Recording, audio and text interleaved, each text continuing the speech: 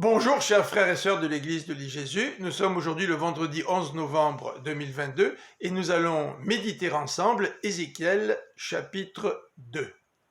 Au cours de sa vision de la gloire de Dieu, l'Éternel parla à Ézéchiel. Il veut lui confier une mission. D'ailleurs, le titre que nous pourrions donner à ce chapitre est le suivant, la mission d'Ézéchiel.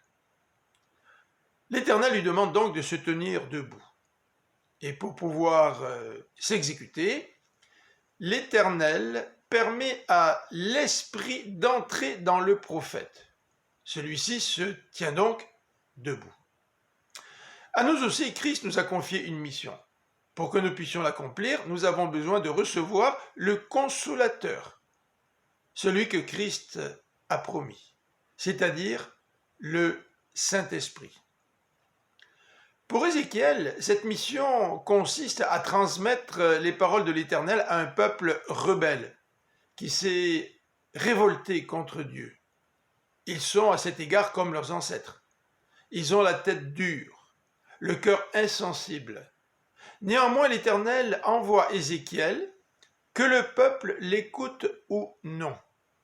L'important, c'est qu'il y ait un prophète qui parle de la part de Dieu au sein du peuple. Le Seigneur nous appelle aussi à annoncer sa grâce par Jésus-Christ. Que nos contemporains nous écoutent ou pas, le Seigneur veut que nous soyons ses porte-parole et que nous annoncions la bonne nouvelle de l'Évangile.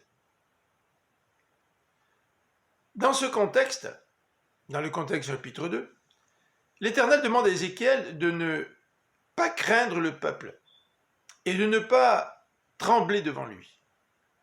Il ne lui cache pas la difficulté de la tâche à laquelle il l'appelle.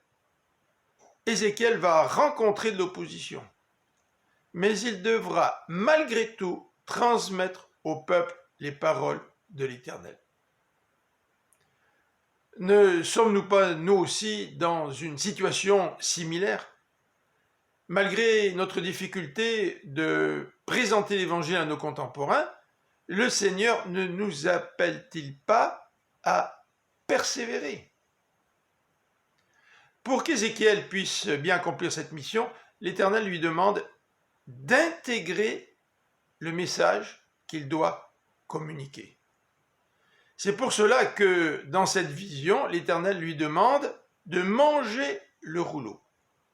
Nous reviendrons là-dessus lundi, alors que nous méditerons le chapitre 3 du livre d'Ézéchiel. Nous aussi, par contre, nous sommes appelés à intégrer le message de l'Évangile pour qu'il fasse partie de nous.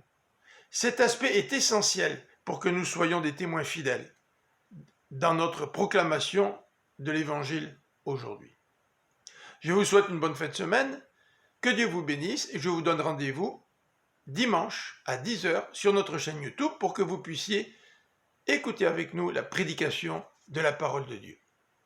À lundi prochain.